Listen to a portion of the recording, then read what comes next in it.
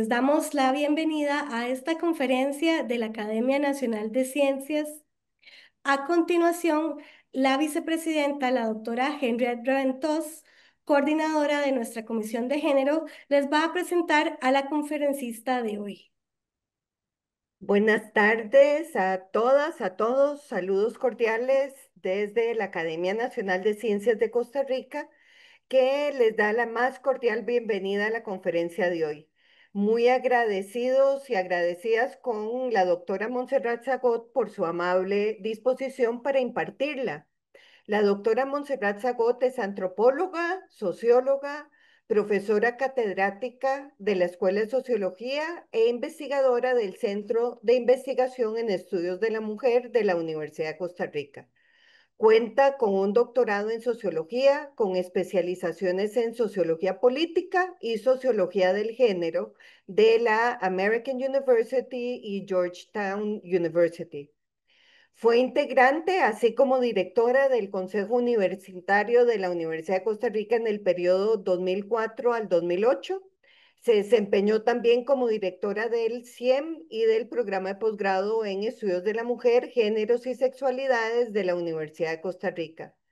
Fue integrante del comité ejecutivo del LASA, que es el Latin American Studies Association, y actualmente es parte del comité directivo de CLACSO, Consejo Latinoamericano de Ciencias Sociales, en representación de la región centroamericana. Es autora de numerosas publicaciones en las temáticas de violencia contra las mujeres, femicidio, feminismos, derechos de las niñas y las adolescentes, construcción de conocimiento y movimientos sociales en América Latina. Fue pionera en las investigaciones sobre femicidio en Centroamérica, así como en el desarrollo del concepto de necropolítica de género. Es acreedora de varios reconocimientos nacionales e internacionales por sus labores de investigación, docencia y acción social, entre los que se encuentran el Premio Latinoamericano y Caribeño de Ciencias Sociales, la Medalla Institucional de la Universidad de Costa Rica, el Premio Lámpara Dorada por la Defensa de los Derechos de las Mujeres y el Irene B. Tauber Award del Distrito de Columbia de la Sociedad Sociológica. Es integrante de Alpha Kappa Delta del International Sociology Honor Society y para la Comisión de Género, al igual que para todas las personas que somos parte de la Academia Nacional de Ciencias, es un honor contar con la presencia y la conferencia de la doctora Zagot, a quien le digo que ya puede iniciar su presentación. Muchas gracias, Monse. Muchísimas gracias a la doctora Yeti Raventós, muchísimas gracias a la Academia Nacional de Ciencias por esta invitación que me han hecho el día de hoy para compartir algunas reflexiones y datos sobre la problemática del sexismo en la academia. Voy a compartir una presentación con ustedes. Bien, yo le he llamado a mi presentación el sexismo en la academia, que evidentemente estoy haciendo referencia a la academia como institución general, como régimen rutinario por las razones que ahora les voy a plantear. En primer lugar, creo que sería importante definir lo que entendemos por sexismo. Nos referimos a la discriminación sistemática e interpersonal basada en el género, que afecta evidentemente principalmente a las mujeres en las instituciones de educación superior y en otros espacios de producción del conocimiento. El sexismo se acrecienta y se hace todavía más complejo cuando ponemos en conjunción también otros factores como por ejemplo la raza, la edad, la nacionalidad, etcétera. Pero en general, digamos, las mujeres, digamos, de ciertos sectores son las más afectadas. Aunque se han producido muchos avances, eso no lo podemos negar. Numerosos estudios, que ahora les voy a indicar algunos, indican que persisten las disparidades de género en áreas como la contratación de personas, las promociones, el reconocimiento académico y profesional en general, el acceso a financiamiento y la facilidad o no y el número incluso de publicaciones. Y para que ustedes no piensen que yo simplemente voy a hablar, digamos, desde una proposición teórica, voy a empezar con algunos datos. Estos son datos iniciales, luego más adelante les voy a dar otros referidos a Costa Rica. La gran mayoría de los datos que tenemos disponibles son datos de Estados Unidos, Europa y de otras partes del mundo, porque en Costa Rica se han hecho pocas investigaciones sobre la temática. Sin embargo, los datos que yo tengo y que les voy a presentar de la Universidad de Costa Rica coinciden con estos datos que tenemos a escala internacional.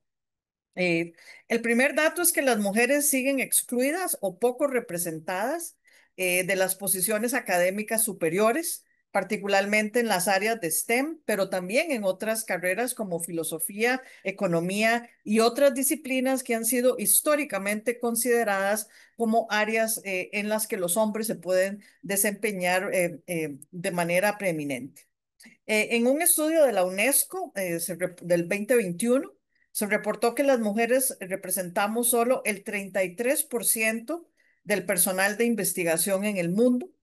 En Estados Unidos, las mujeres solo representan el 32% dentro de la categoría de full professor o catedráticas, a pesar de que, y esto es interesante de notar, que ya reciben el 50% de los doctorados en muchos campos. Esta información la saqué del National Center for Education Statistics y es del 2023. Este fenómeno en el que las mujeres obtienen los títulos, pero no logran llegar a las posiciones más altas, se conoce como la tubería con fugas, en particular con fugas de mujeres. En inglés se le conoce como the leaky pipeline, ¿verdad? Es decir, es un proceso en que las mujeres logran llegar a cierto punto, pero luego en el proceso básicamente son expulsadas de sus carreras. Más datos que yo creo que son importantes. Un estudio del 2019 de Oliveira y otras personas demostró que las investigadoras en el NIH reciben subvenciones de investigación más pequeñas que sus colegas hombres, incluso después de controlar variables como el prestigio institucional y la experiencia académica. Es decir, que el género es un factor determinante, incluso cuando se controla prestigio institucional, es decir, de dónde vienen las académicas y la experiencia que tengan, y los años que tengan de servicio. Otro estudio del 2015 de la Escuela de Informática y Computación de la Universidad de Indiana y menciono este estudio porque incluyó publicaciones académicas de Costa Rica. Indicó que las barreras para la participación de las mujeres en la vida académica se mantienen. Se analizaron los patrones de publicación por sexo y en aquellos que es posible identificar el sexo por el nombre de la persona, se encontró que las autoras mujeres solo representan un 30% frente al 70% de los hombres. Debo decir que este es un estudio de muy larga escala. Que incluyó a muchísimos países en la muestra y se analizaron más de 50,000 investigaciones académicas. Además, se encontró que por cada mujer como primera autora en un artículo científico, había dos hombres como primer autor. Otra autora, Velas, en el 2017, identificó también para Estados Unidos que las mujeres están sobre representadas en los puestos académicos temporales como interinas, en los puestos peor remunerados y subrepresentadas en los cargos mejor remunerados y más estables, es decir, en categorías como profesoras asociadas, profesoras catedráticas o investigadoras principales. Por ahí incluso les pongo algunas referencias en caso de que eventualmente las quieran revisar. Entonces, empezando con esos datos, como les digo, luego voy a presentar más. ¿Por qué, digamos, se genera esta clase de diferencias que terminan siendo desigualdades, que es justamente lo que llamamos sexismo en la academia? Yo les voy a empezar diciendo que el problema que tenemos es de una organización estructural, que la estructura y las demandas de la academia, ya sean universidades, centros de investigación, etcétera, son incompatibles con el papel que la división sexual del trabajo les ha asignado a las mujeres. Voy a desarrollar un poco esta idea en los minutos que siguen.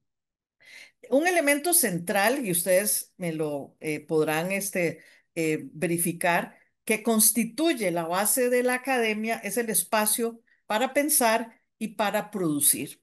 Es decir, si no tenemos espacio físico, espacio mental, espacio social para poder pensar, para poder leer, para poder investigar y para producir, pues realmente la producción se disminuye. Y ese es justamente el espacio para pensar y para producir uno de los recursos más importantes que la división sexual del trabajo les ha despojado a las mujeres al sobrecargarlas con las tareas de la reproducción humana. ¿Qué quiero decir con las tareas de la reproducción humana? Las tareas que tienen que ver con el cuidado, con la atención de la casa, con la atención de hijos, hijas, también de padres, adultos mayores, de personas con discapacidad, etcétera. El hecho de que las mujeres estemos sobrecargadas con las tareas de la reproducción humana favorece la existencia de prácticas abiertas de sexismo, discriminación, incluyendo la discriminación salarial, sobre todo en instituciones que no toman en consideración estas diferencias sociales ampliamente reconocidas en la división sexual, del trabajo. Y conforme avanzamos en el siglo XXI, desde mi punto de vista, es increíble que una de las instituciones más progresistas, la universidad más ilustrada, haya cambiado tan poco en su estructura y en su organización y que siga reproduciendo una forma de hacer las cosas que responden a las características, necesidades del varón tradicional. Y les voy a explicar por qué. Desde mi punto de vista, y los estudios así lo respaldan, el modelo de la academia se ha construido sobre la base del hombre proveedor. Un hombre que tiene la retaguardia cubierta, digámoslo así, es decir, un hombre que tiene las tareas domésticas hechas en su mayoría, ¿verdad? Aquí estamos hablando en términos estadísticos. Evidentemente hay excepciones, pero aquí estamos hablando en términos estadísticos. El hombre proveedor que tiene la retaguardia cubierta en términos de las tareas domésticas, el cuidado de sus hijos, etcétera, etcétera. En ese sentido, las mujeres para tener éxito tienen que tratar de asemejarse lo más que puedan a ese modelo masculino. Las mujeres que no se asemejan lo más que puedan a ese modelo masculino son las que se quedan en el proceso de ese goteo en el que las mujeres se van quedando en el camino. Entonces, la universidad y la academia como institución no aplanan la injusticia de género. Y esto no es una afirmación ideológica, es una afirmación factual. Estos espacios no ofrecen las mismas oportunidades a sus miembros, ni les permiten el desarrollo de las mismas capacidades, ni distribuyen equitativamente por sexo las cargas y los beneficios del trabajo académico. Y esto todo se cubre con normas neutrales. Es decir, las normas neutrales que existen en los espacios académicos no reconocen ese desbalance y esa desigualdad que tenemos las mujeres en términos de estar sobrecargadas con estas tareas tan importantes de la reproducción humana. Y entonces el sexismo en las instituciones se expresa de muy diferentes maneras. Se sirve de conductas verbales, por ejemplo, cuando colegas no hablan bien de nosotras o cuando por detrás no nos dan una buena evaluación o cuando tienen prejuicios en el sentido de que las mujeres de por sí siempre estamos muy ocupadas, como sobre todo las mujeres que tienen niños pequeños o esa especie como de desprecio a las actividades femeninas, pero también incluye actos corporales directos. El principal acto corporal directo tiene que ver con el hostigamiento sexual que se produce frecuentemente. Ahora también voy a ampliar esta información. El principal efecto de estos actos es actualizar, es decir, en la vida cotidiana se sigue actualizando en una especie de cadenas rituales de interacción, ¿verdad? La creencia en la inferioridad de las mujeres y la supremacía de los hombres en ciertos espacios, en particular en los espacios de investigación o de docencia universitaria. Los efectos del sexismo son muchos y muchas veces están orientados como formas de control social que operan sobre el campo de acción de las mujeres. De hecho, las investigaciones manifiestan que el sexismo nos indica a las mujeres el lugar social que debemos ocupar e incluso a veces nos restringe el espacio físico que podemos ocupar, por ejemplo, por medio de los actos directos de hostigamiento sexual. Bien. ¿Y cuál es el problema con estas situaciones? Es que no se presentan como una gran conspiración, lo que sería más fácil de enfrentar, ¿verdad? Sino como un conjunto de ideologías, de prácticas, de sentimientos, de actitudes, de valores, significados, algunos aparentemente inocuos, pero hilvanados entre muchos y muchas veces, entre muchos, digamos, sistemas de comportamientos y muchas veces ocultos, como les digo, por normas supuestamente neutras y opacas, que no, de nuevo, siguen sin reconocer esa diferencia sustancial que tienen hombres y mujeres en términos de la distribución de las tareas. Eh, entonces, el sexismo, ¿verdad? No es un fenómeno simple, es un fenómeno muy complejo que tiene origen en esta compleja organización simbólica y práctica que se alimenta de fenómenos microsociales, como son las interacciones en la vida cotidiana y las prácticas, pero también de fenómenos macrosociales como la división sexual del trabajo y las históricas jerarquías y desigualdades entre los géneros. Entonces, las investigaciones respaldan que el sexismo no es un hecho aislado, no es un hecho excepcional, es una práctica rutinaria, ocurre todos los días, se manifiesta de muchas formas y cuando una práctica es rutinaria y ocurre todos los días, en sociología decimos que es un régimen. Entonces, el sexismo, insisto, no son hechos aislados, no son un poco de mujeres que no supieron salir adelante porque eran débiles o porque no tenían buen carácter, porque no tenían buena disposición para la investigación, sino que esto responde a un régimen instalado en nuestras instituciones. Entonces, aunque hay un desarrollo de mucho ya de investigaciones que muestran el sexismo y las desventajas para las mujeres en esta esfera de la producción del conocimiento, vean ustedes que es bien interesante porque la pregunta sobre el papel del trabajo no remunerado y reproductivo, la pregunta sobre las tareas de cuidado que desempeñan fundamentalmente las mujeres, ni siquiera es considerada en los debates sobre métricas, sobre innovación, sobre calidad de la academia, sobre salarios y recompensas. Es decir, se sigue partiendo de que quienes hacen academia son personas sin cuerpo. Yo le llamo así, ¿verdad? Porque básicamente no reconocen las diferencias que hay en tener un cuerpo femenino y un cuerpo masculino en términos de las responsabilidades sociales. Se asume que quienes hacen academia no tienen cargas familiares o que si las tienen están cubiertas. Se asume que quienes hacen academia no tienen responsabilidades domésticas porque también están cubiertas. Em, y esto lo favorecen las normas neutras, insisto, en que no toman en consideración las grandes diferencias que la división sexual del trabajo construye, las posibilidades que le da a unos de tiempo y a otras no, las posibilidades que le da a unos de salir del país tranquilamente, de poder irse a una beca, de poder ir a un congreso internacional, de pasar largas horas en el laboratorio o frente a la computadora y a otras no. Entonces, aquí son entonces las grandes diferencias que las normas neutras no cubren. Más datos para reforzar un poco ya esta parte más teórica y conceptual que les he dicho.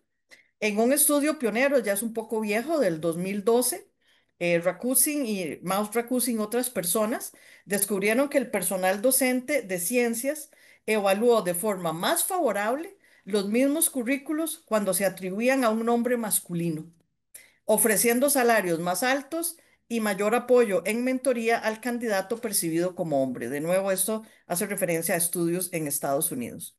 Y estos hallazgos coinciden con una investigación de Heilman también del 2010 sobre los estereotipos de género. Esta investigación sugiere que estos estereotipos culturales en los que a los hombres se les atribuyen unas características y a las mujeres otras, em, contribuyeron a que las evaluaciones sesgadas que se hacían en los espacios académicos perjudicaran más a las mujeres, basado en el puro estereotipo, ¿verdad? En el puro estereotipo de lo que puede ser un hombre y de lo que puede ser una mujer. Otro estudio sobre las brechas de género, yo no veo bien, pero ahí abajito porque me aparece una pantalla, una cosa rara, ahí abajito está la investigación de donde tomé esto. Mostró que los profesores hombres dedicaban un 37% de su tiempo a actividades de investigación. Evidentemente, la actividad que más les brinda oportunidades de avanzar en sus carreras y de obtener reconocimiento y prestigio, y dedicaban solo un 20% a actividades de servicio como comisiones, trabajo administrativo, etcétera. Incluso esta investigación planteó que los hombres son mucho más selectivos a la hora de elegir a los estudiantes que van a apoyar en tesis y que van a hacer mentorazgo de ellos. No eligen a cualquiera, ¿verdad? Realmente los escogen muy bien. Las mujeres tienen una mayor disposición, digamos, al maternazgo y entonces asumir estudiantes que van a tardar más, a mujeres que tienen mayores problemas, etcétera. Las mujeres, por el contrario, dedicaban menos del 20% de su tiempo a la investigación y más del 35% a las actividades de servicio, que son las que menos posibilidades brindan de avance. Por eso, estas actividades de servicio como participación en las diferentes comisiones, la participación incluso en un mayor número de tribunales de tesis, la participación en la revisión de planes de estudio y todo esto se le ha dado por llamar el trabajo doméstico académico, porque ahí es además donde están concentradas las mujeres. Los hombres además tienden a estar concentrados en las actividades, por supuesto, de investigación, de generación de nuevos productos para las empresas, en la generación de conocimiento patentable, que son los que permiten ganar prestigio académico y además engarzarse en lo que se conoce ahora como el mercado global del saber. ¿Verdad? Mientras que las mujeres entonces tendemos a dedicarnos más a las actividades de servicio y administrativas, justamente porque no tenemos el tiempo muchas veces y las condiciones para poder dedicarnos a eso. Además de, como ya les dijo, el prejuicio que se monta en las instituciones y que excluye muchas veces a las mujeres. El efecto de la maternidad. El efecto de la maternidad es dramático realmente para las mujeres. Aquí está la referencia de donde estoy sacando esta información. La evidencia indica que las mujeres, sobre todo con hijos pequeños, son mucho menos productivas que los hombres, que pueden dedicar menos horas a la investigación, lógico, a escribir y a publicar y a presentar trabajos en conferencias internacionales.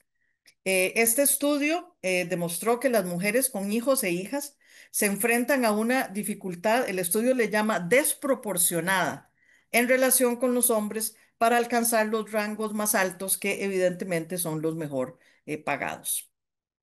El impacto de la pandemia, no lo puedo dejar de mencionar porque el impacto de la pandemia fue devastador para las mujeres, sobre todo las mujeres con hijos que tuvieron que dedicarse a ser maestras, enfermeras, etcétera, en sus casas cuando se cerraron los centros de cuidado, las escuelas, etcétera. Entonces, Myers encuestó a 4.535 docentes e investigadoras en Estados Unidos y Europa y encontró que las mujeres reportaron un 10% de declive mayor que los hombres en sus investigaciones durante la fase más crítica de la pandemia. Para las mujeres con un hijo de 5 años o menos, el declive en su producción fue del 17%. Otros análisis han reportado que las tasas de publicación cayeron significativamente para las mujeres y, perdón, aquí se me faltó una parte, y que las mujeres todavía no se han recuperado del impacto de la pandemia en términos de su producción. La Academia Nacional de Ciencias de Estados Unidos reportó que los cierres y las medidas de distanciamiento social afectaron, de nuevo usaron la palabra desproporcionadamente, el bienestar de las mujeres académicas y dañaron en gran medida sus carreras comparadas con las de los hombres. Y de nuevo, este proceso de recuperación todavía no se ha dado totalmente. Estas son referencias, yo las pongo como buena académica que soy para que ustedes vean de dónde estoy sacando la información a la que estoy haciendo referencia. Entonces, si yo quisiera hacer un resumen, diría que las mujeres nos enfrentamos a cuatro tipos de prejuicios. El demuéstrelo otra vez, ¿verdad? Es decir, siempre tenemos que demostrar que lo podemos hacer una y otra vez. Lo que se conoce como el prejuicio de la horca, es decir, se presiona para que las mujeres, por un lado, se comporten de manera femenina, es una contradicción, arriesgando a que las vean como menos capaces, pero les hacen muchas críticas si se comportan de forma masculina. ¿verdad? Es decir, entonces dicen, ay, qué señora más brava, qué señora más loca, qué señora más terrible, mientras que si fuera un hombre sería, qué hombre, ¿verdad? Más fuerte. El prejuicio de la barrera de la maternidad. Se cuestiona incluso a las mujeres por la posibilidad de que vayan a ser madres. No es solo el evento real de serlo y las implicaciones que tiene, sino que hay un cuestionamiento incluso sobre la posibilidad de que vayan a hacerlo. Y también tenemos aquí un factor que tengo que mencionar, que es las guerras entre mujeres. Y es que los estereotipos de género fomentan conflictos entre las mujeres, dado que somos socializadas por una sociedad que quiere que nos veamos como nuestras peores enemigas. Entonces, además, digamos, de los prejuicios masculinos y de los actos masculinos, no hay tampoco sistemas de apoyo entre mujeres porque se nos socializa justamente para vernos como nuestras peores enemigas. De nuevo, hay excepciones, hay grupos de mujeres dedicadas a esto, a apoyarse, a construir procesos de mentorazgo, pero digamos, esta es la tendencia social. Otro elemento que podemos ver es la segregación horizontal y la segregación vertical.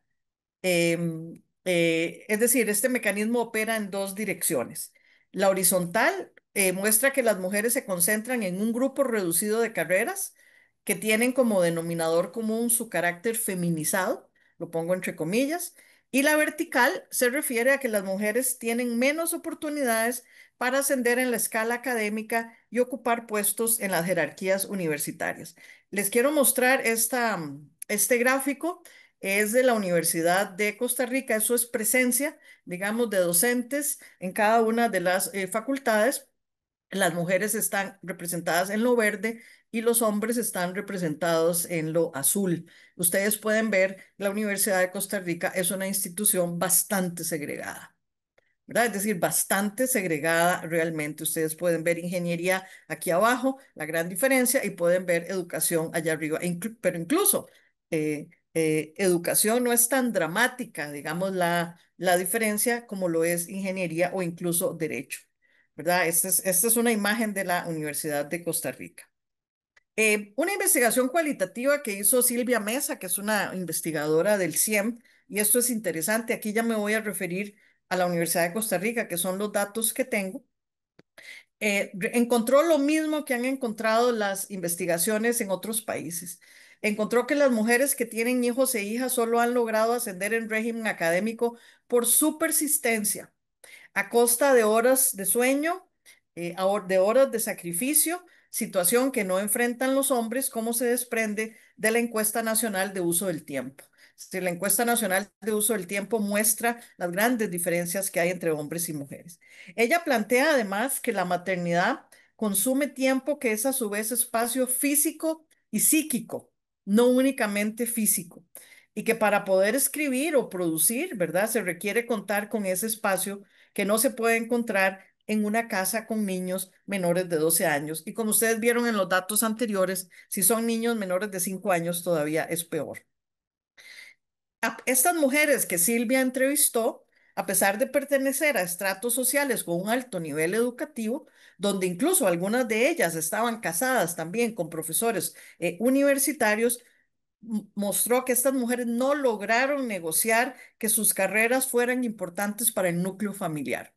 Es decir, los hombres, sus compañeros, ascendieron en régimen académico, ascendieron en su carrera profesional a un ritmo mucho más rápido que ellas. Algunas de ellas se quedaron perdidas en el camino.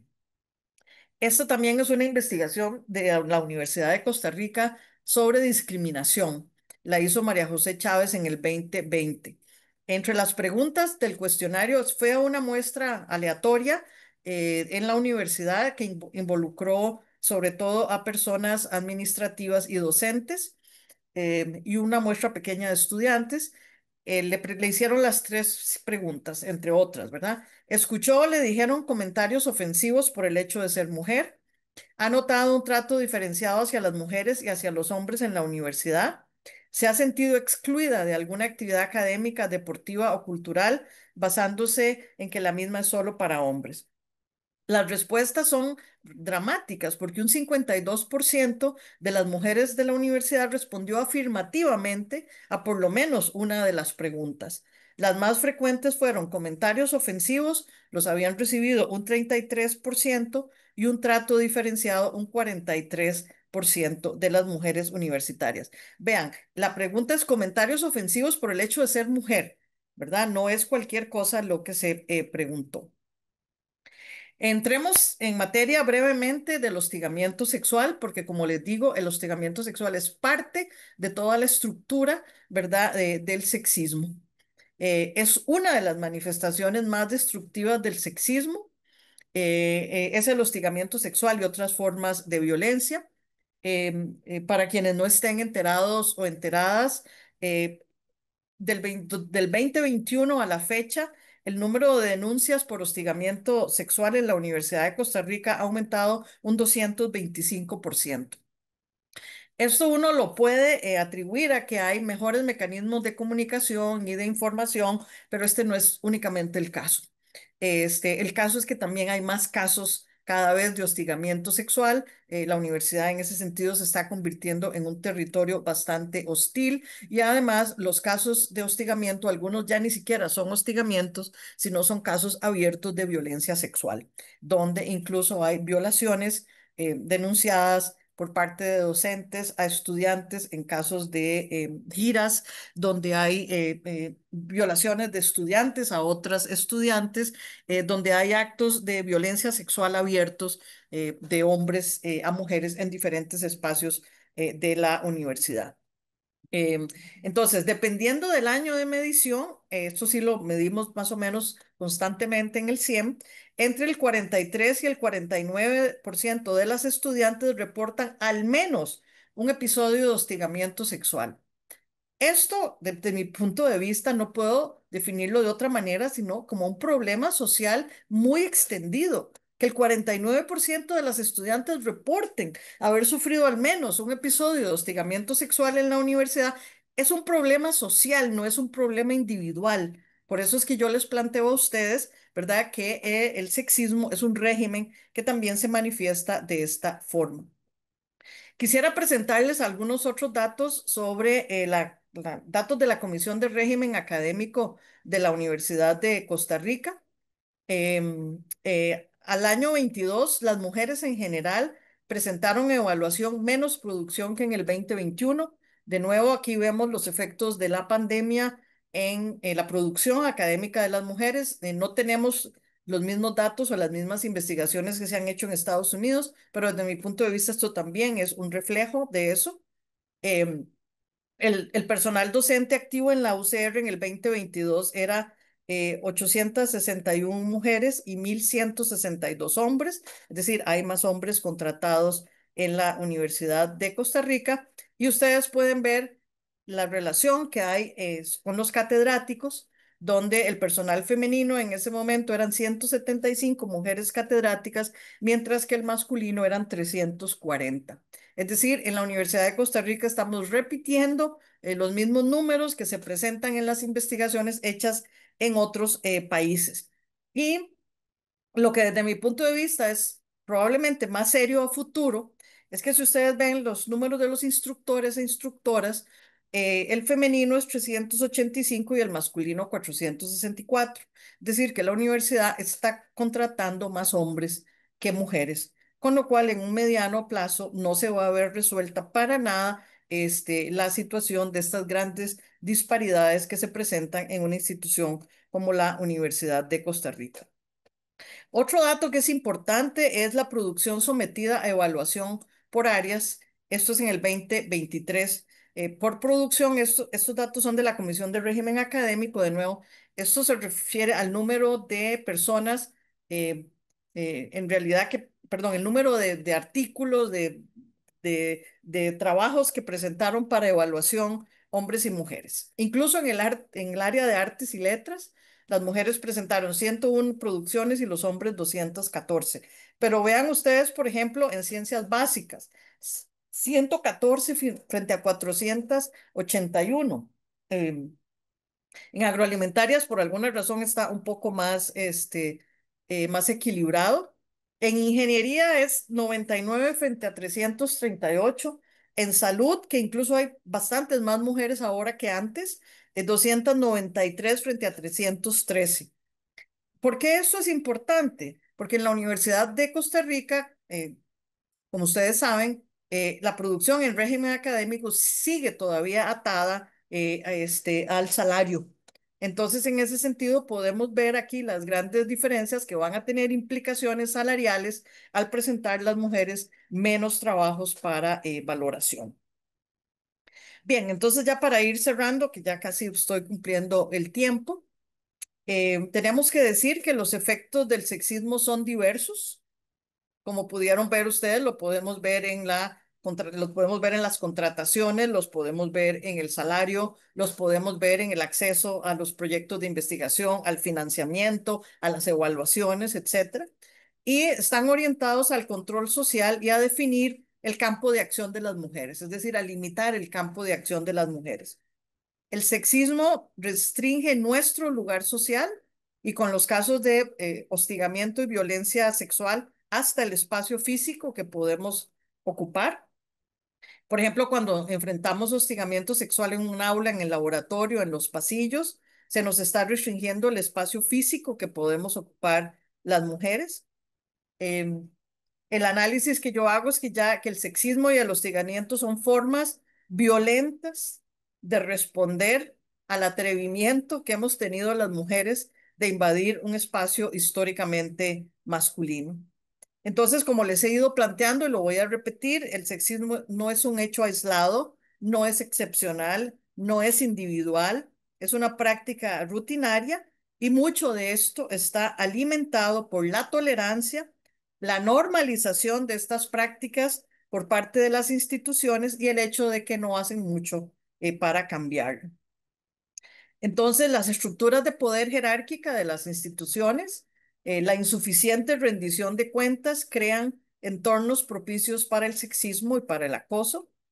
Eh, Esto crea climas hostiles para muchas mujeres, tiene un efecto dañino, tiene consecuencias psicológicas y profesionales, implica incluso la expulsión de algunas mujeres de la academia.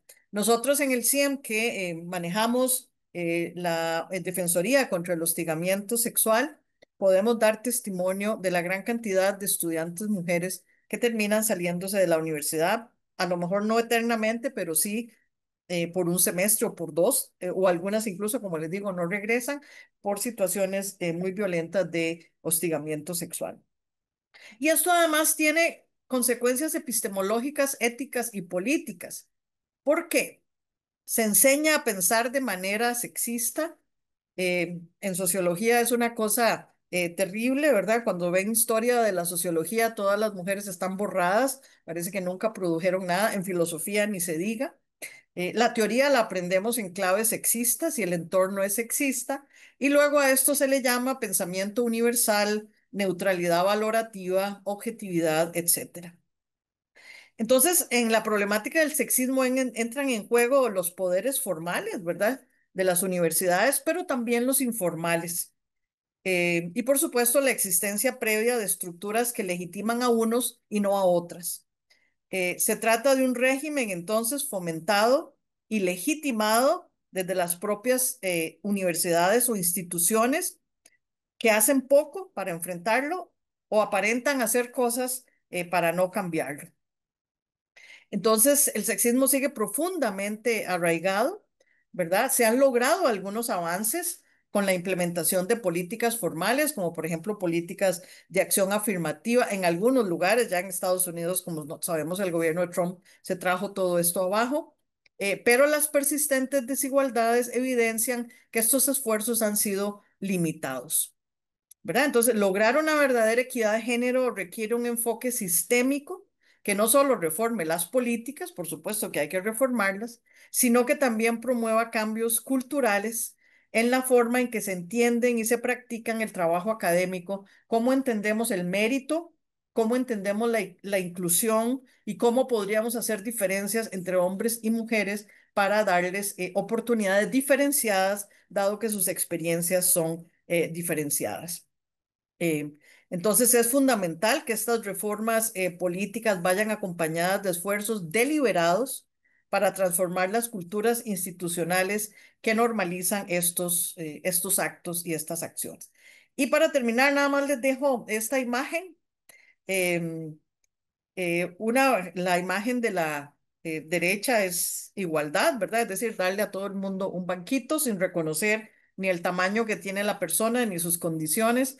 La imagen de la derecha es una imagen de una verdadera equidad que reconoce las diferencias que tienen las personas y por lo tanto que necesitan procesos diferenciados. Y aquí voy a insistir, se trata de tratarnos a las mujeres como pobrecitas o como que no podemos o que necesitamos apoyos especiales. No, es reconocer que las mujeres tenemos condiciones socialmente desiguales que si fueran eliminadas o por lo menos se subiera el piso, ¿verdad? Para que ambos estuviéramos en el mismo nivel, podríamos entonces tener condiciones más equitativas para producir y generar academia. Muchísimas gracias. Yo lo voy a dejar por acá. Muchísimas gracias, Montserrat. Muy ilustrativa, muy importante los datos, especialmente desde nuestro contexto, porque creo que es eh, como gente de ciencia, siempre nos gusta conocer los datos, ¿verdad? Lo que llamamos los datos duros, Ujú, como que los otros no fueran duros, no me regañen, pero, pero sí es importante conocer la evidencia empírica ujú, que muestra entonces este fenómeno tan persistente y con la que nos ha tocado lidiar a todas las mujeres. Entonces, en este momento abro el espacio para preguntas. Aquí hay una pregunta de don Julio. Yo no sé si la puede hacer en vivo, don Julio Calvo, o si yo la leo. ¿Cómo es, Dayana?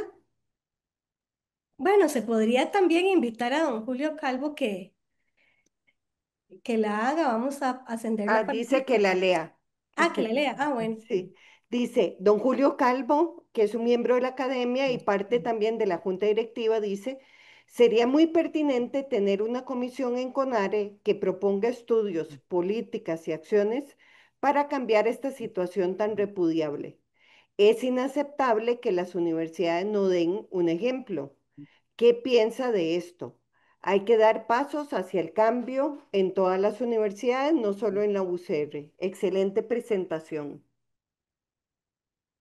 Bien, entonces, le agradezco muchísimo a don Julio Calvo por su comentario. Me parece excelente. Yo creo que en un sistema universitario como el costarricense, que tiene, digamos, un CONARE, que es un sistema integrado de las universidades públicas, debería entonces hacerse esfuerzos de todas las universidades en su conjunto y no únicamente de la Universidad de Costa Rica. En la Universidad de Costa Rica se han hecho algunos esfuerzos. El hecho, por ejemplo, de que exista un centro de investigación, el hecho de que exista una comisión ahora de la rectoría que existe desde la administración anterior, son algunos pasos adelante, pero el sistema institucional es sumamente complejo. Se necesitan cambios en las políticas universitarias muy dramáticos. Yo en otra ocasión hice algunas recomendaciones, por lo menos a la Universidad de Costa Rica, hacia dónde yo creo que podrían dirigirse algunos cambios, pero totalmente de acuerdo con usted que esto sería mucho más productivo si fuera un proceso desde CONARE de forma más organizada. Yeti, no se te escucha, estás muteada. Gracias. Que quiero agregar Mm, que dentro de CONARE el plan estratégico de 5 años sí incluyeron un eje que era género y STEM. Y, pero cuando uno pregunta cuántos fondos dedicaron para hacer investigación, no hay fondos. Entonces es una de estas acciones que yo creo que señalaste, ¿verdad? Que es como, muy feo decirlo, pero que es como para que aparente que estamos haciendo algo, pero que al final, si no se dedican fondos, finalmente es poco lo que se puede hacer. Aquí hay otra pregunta de Ana Carballo Arce, dice, ¿qué estrategias se pueden implementar en la academia para promover la equidad y no la igualdad? Sí, muchísimas gracias. Bien, en primer lugar, la universidad o la academia en general tiene que reconocer estas diferencias que hay entre mujeres y hombres. Por ejemplo, tiene que tener procesos de contratación incluso diferenciados. Por ejemplo, en aquellas unidades académicas o en aquellas áreas donde hay pocas mujeres, esto se conoce como acción afirmativa. Costa Rica ha firmado una serie de tratados que permiten hacer esto. Evidentemente, estamos hablando de personas que tienen los grados académicos, los títulos, etcétera, y que por lo tanto pueden acceder a ese tipo de cosas. El vicerrector de docencia anterior de la Universidad de Costa Rica planteó hizo una propuesta, por ejemplo, de que las unidades académicas aprobaran concursos de antecedentes solo para mujeres, insisto, con todos los requisitos, porque lo que pasa es que tienen los mismos requisitos, pero las asambleas tienden a votar por hombres, ¿verdad? O mayoritariamente por hombres. Em, Perdón un segundito. Lo otro también es, por ejemplo, tener condiciones diferenciadas en ascenso en régimen académico, por ejemplo, darle mejores condiciones a las mujeres que tienen hijos pequeños. Las universidades deberían ofrecer mejores servicios de guardería. Las universidades, por ejemplo, deberían de tener una especie de bono en términos, bono académico, digamos, de la maternidad, que no deje que las mujeres que tienen hijos se queden atrás, sino que les brinde oportunidades especiales, por ejemplo, cuando que le brinde mayores oportunidades a la gente que se está, perdón, mayores oportunidades a las mujeres para irse a hacer estudios de posgrado en el exterior, que les brinde mayores posibilidades una vez que regresan, para que no tengan que en 5 años, ¿verdad? Como es el caso de la Universidad de Costa Rica, haber ascendido de categoría, sino que se reconozca también el trabajo doméstico y que por lo tanto se asigne mayor tiempo, que se reconozca, por ejemplo, también en la Universidad de Costa Rica la acción social, que no se reconoce casi para ascenso en régimen académico, y ahí están concentradas una gran cantidad de mujeres. Es decir, hay una gran cantidad de acciones que implicarían reformas reglamentarias, que implicaría inversión de recursos, como bien lo dijo Yeti anteriormente. Implica además incluso destinar recursos para hacer investigación para detectar los nudos, ¿verdad? Y aquellos puntos del drenaje donde se empiezan a salir las mujeres, ¿verdad? En términos de la contratación, etcétera, etcétera. Es decir, como le digo, yo tengo una lista por ahí, de cosas que se podrían ir haciendo, que no son inviables, son perfectamente viables, pero se requiere voluntad política, recursos y cambios normativos. Vamos a darle la palabra a la doctora Mary Jane, que estaba solicitando la palabra. Eh, ¿Ya puede hablar Mary Jane?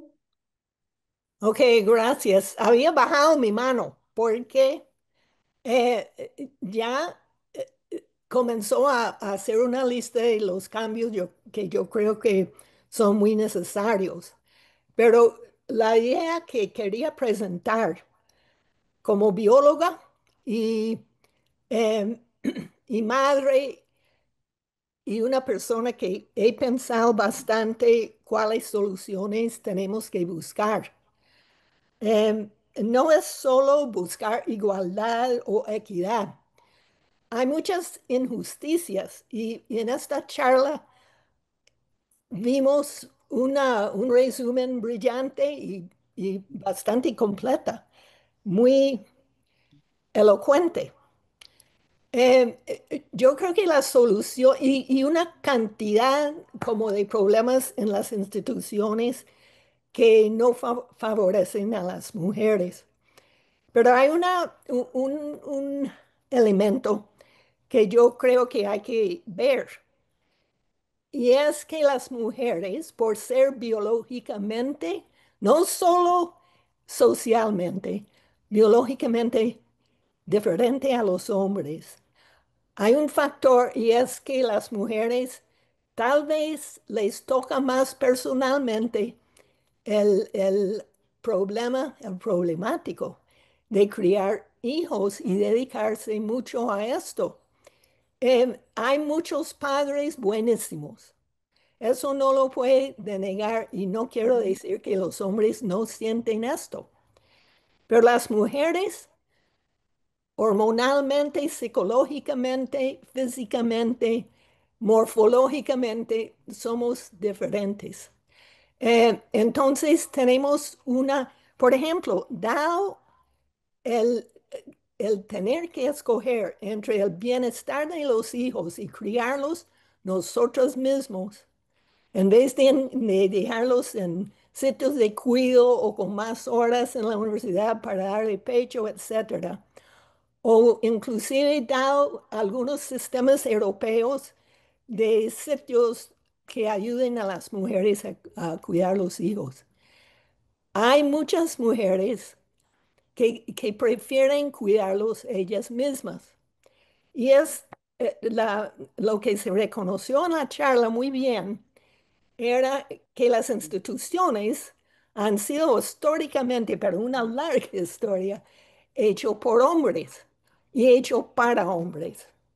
Lo que hay que rediseñar y repensar es cómo acomodamos las capacidades, uno podría decir superiores, de las mujeres de cuidar hijos. El hecho de que somos diseñados de eso y la sociedad y la universidad, las instituciones, tienen que aprovechar esto. Entonces, el rediseño es más que ver todos los problemas de desigualdad, de hostigamiento, etcétera. Es de rediseñar el ambiente en las instituciones para acomodar esta necesidad de las mujeres. Eh, se habló de eso al final muy bien.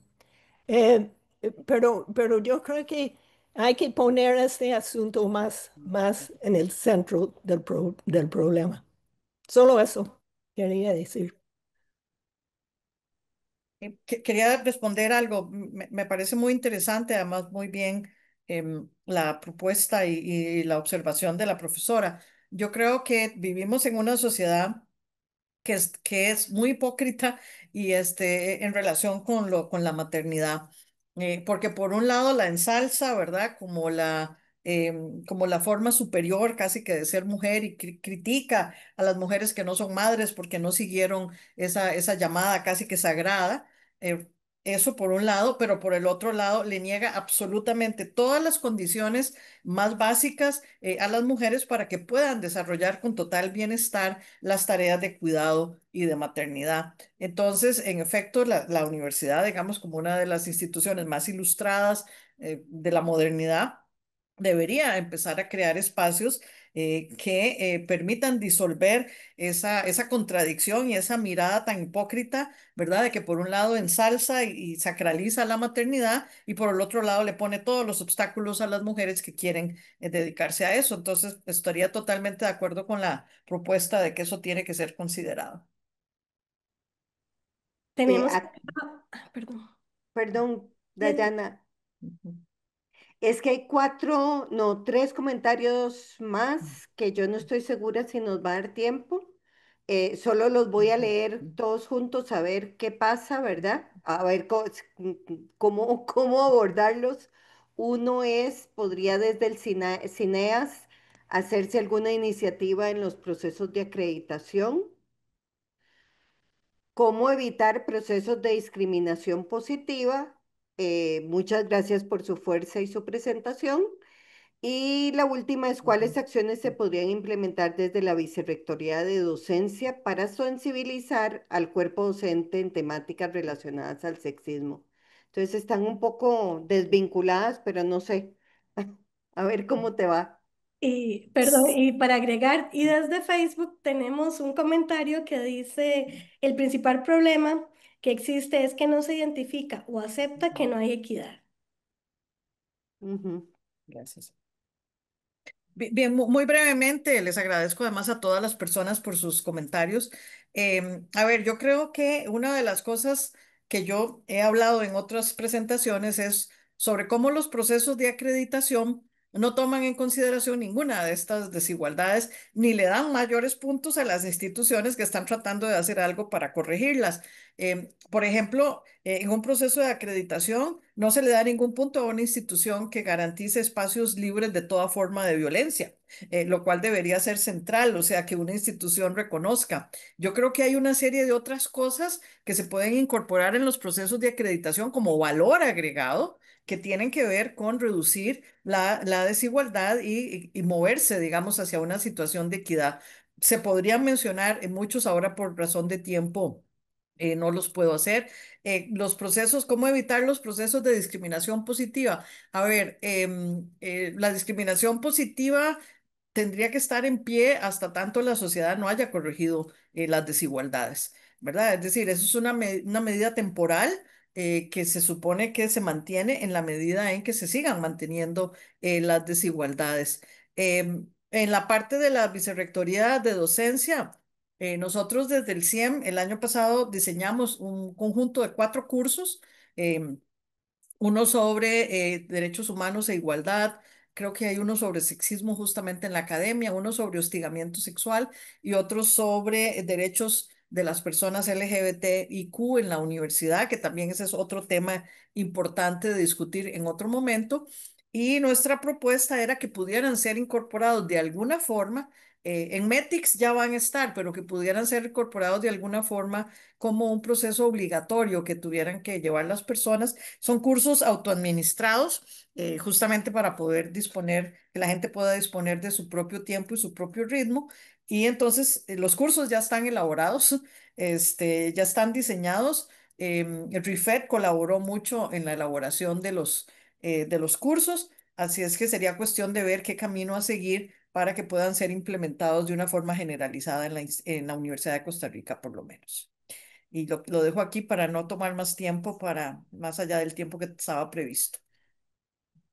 Bueno, muchísimas gracias, Montserrat. Es de verdad un privilegio siempre escucharte.